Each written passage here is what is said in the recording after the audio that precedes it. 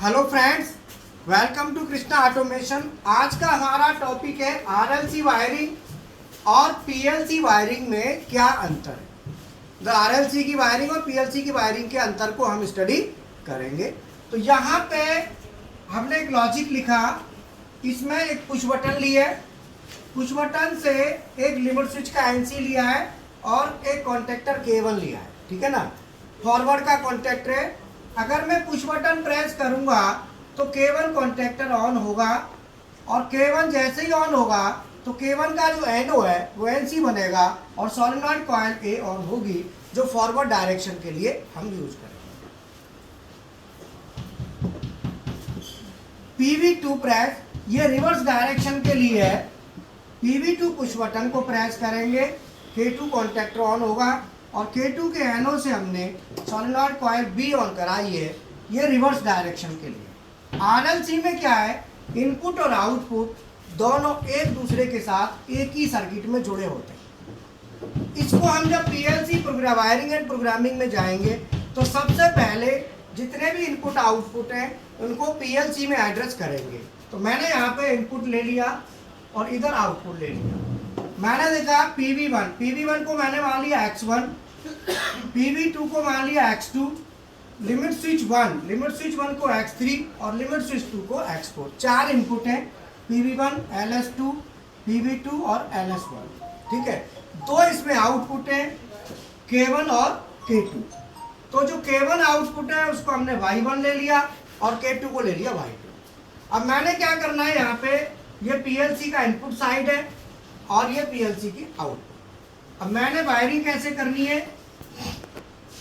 यहाँ पे मान लो प्लस का 24 वोल्ट मैंने ले लिया और मुझे यहाँ पे क्या है कि जो पुश बटन लिमिट स्विच सब एक ही सर्किट में आपस में जुड़े हुए हैं, आउटपुट इनपुट। लेकिन यहाँ पे क्या है कि हम जितने भी इनपुट हैं उसकी वायरिंग पहले हम यहाँ कर देंगे। तो हम यहाँ वायरिंग करेंगे, जैसे X1 है तो हमने पुश बटन ले लिया PV1।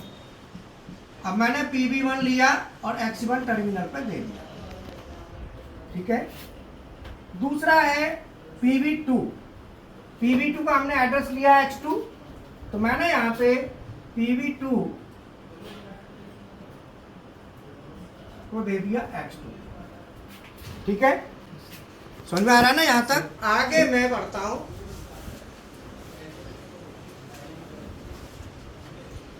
LS1,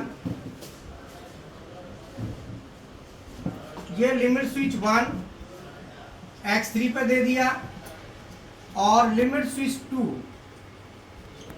X4 पे। अब देखो वायरिंग में आरएलसी की वायरिंग कैसे है। आरएलसी की वायरिंग में जो इनपुट है पुश बटन और लिमिट स्विच, आउटपुट है K1, इसके साथ जुड़े हुए हैं, है ना, एक ही सर्किट में। जबकि पीएलसी में क्या हो गया, इनपुट साइड की वायरिंग अलग और आउटपुट की वायरिंग अलग। तो मैं यहाँ पे प्लस 24 वोल्ट अगर इधर दे रहा हूँ तो जो कॉमन होता है, कॉमन पे मैं क्या दूंगा, तो इनपुट पे 24 वोल्ट कंट्रोल हम करते हैं। अब आउटपुट में, तो आउटपुट में हमारा क्या है, K1 K2 मान लो Y1 और Y2। तो Y1 से आउटपुट निकलेगा और ये जाएगा सोलेनॉइड कॉइल इनपुट,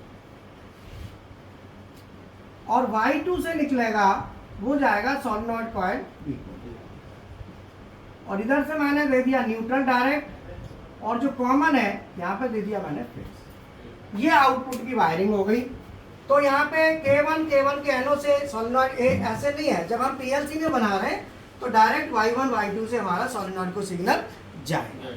लेकिन ध्यान रहे कि जब हम लेके जाते हैं तो पहले हम रिले ऑन कराते हैं, रिले के थ्रू लेके जाएं तो ज़्यादा अच्छा है। तो हम क्या करेंगे, सोलेनॉइड एक ही जगह हम ले लेंगे, मान लो K1 K2 कॉन्टेक्टर यहाँ भी ले लो, तो हम सोलेनॉइड की जगह K1 K2 ले सकते हैं। तो मैंने यहाँ पे K1 कॉन्टेक्टर ले लिया और यहाँ पे, क्योंकि सोलेनॉइड कॉइल को कभी भी डायरेक्ट पीएलसी से ऑन नहीं कराया जाता है, वो हम आगे बताएंगे क्यों नहीं कराते हैं, ठीक है ना।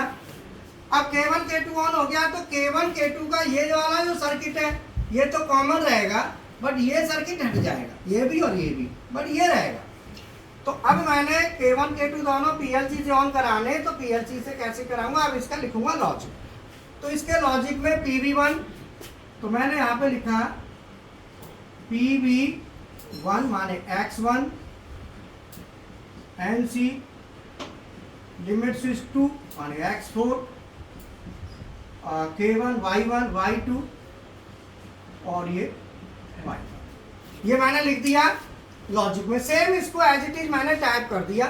NO है, यहाँ भी NO, NC है, यहाँ भी NC है, वहाँ भी NC।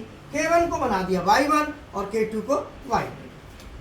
अब आगे मैंने यहाँ लिखा X2 PV2, limit switch 1 X3 Y1 और ये मैंने PLC में वायरिंग प्रोग्रामिंग मैंने लिख दी, लॉजिक लिख दिया। अब यहाँ पे आप देखेंगे कि लिमिट स्विच 2 का NC यूज है, देख रहे हो, बट यहाँ पे मैंने लिमिट स्विच 2 का NO लिया है। तो PLC की जब वायरिंग करेंगे तो जितने भी NO NC है सबके आप NO लेके दे दो और लॉजिक को एज इट इज उतार दें। ये आपको करना होगा, ध्यान है, ठीक है। तो आप प्रैक्टिकल जो आप करेंगे वो ये आपको प्रैक्टिकल्स मिलेंगे, ये आपने देख लेना। अभी और चलेंगे हम प्रैक्टिकल पे, तो आपको प्रैक्टिकल हम दिखाएंगे कि प्रैक्टिकल कैसे हो, ठीक है ना। तो ये आप वायरिंग को मैंने आपको बताया, इसके प्रैक्टिकल्स हम बात करेंगे। तो प्रैक्टिकल हम कैसे करेंगे उस पर हम चर्चा, ठीक है ना। तो अब आप ये देखो RLC की वायरिंग और PLC की वायरिंग में क्या अंतर है। RLC की वायरिंग में इनपुट और आउटपुट दोनों एक ही सर्किट में जुड़े होते हैं। PLC की वायरिंग में इनपुट और आउटपुट अलग अलग हो जाते हैं, दोनों बीच में PLC आ जाते हैं। हाँ फ्रेंड्स, अभी मैंने सॉफ्टवेयर में लैडर इसका लिख दिया है और एप्लीकेशन के हिसाब से हम इसको देखते हैं, ठीक है ना, जो बनाया था वहाँ पे। इधर देखो, मैंने X1 का NO लिया, X4 का NC और Y2 का NC लेके Y1 आउटपुट ऑन कराया है ना। और ये X2 का NO है, X3 का NC और Y1 का NC से Y2। ये हमारा X1 X2 दो बटन ले लिए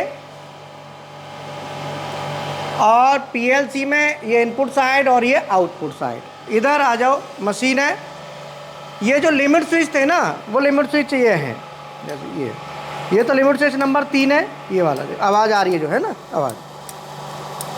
जब हम PLC की वायरिंग करें तो हमने यहाँ पर ना NO लिया है, देखो ये NO लिया है और इसका भी हमने NO लिया है वायरिंग में। तो दोनों में मैंने जो बताया था बोर्ड पे, सेम वैसे ही मैंने वायरिंग की है। और दो कॉन्टैक्टर K1 और K2 कॉन्टैक्टर हमने ये ले लिए। K1 और K2 दो कॉन्टैक्टर हो गए। अब मैं यहाँ से देखो चलाऊँगा, ये हमारा K1 कॉन्टैक्टर। अब देखो ये K1 ऑन हो गया, K2 ऑन हो गया।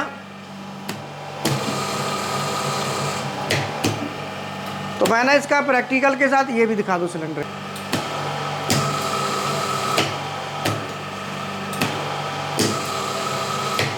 तो ये हमारा एप्लीकेशन। इस तरीके से RLC वायरिंग और PLC वायरिंग दोनों में अंतर होता है, जो मैंने आपको बताया।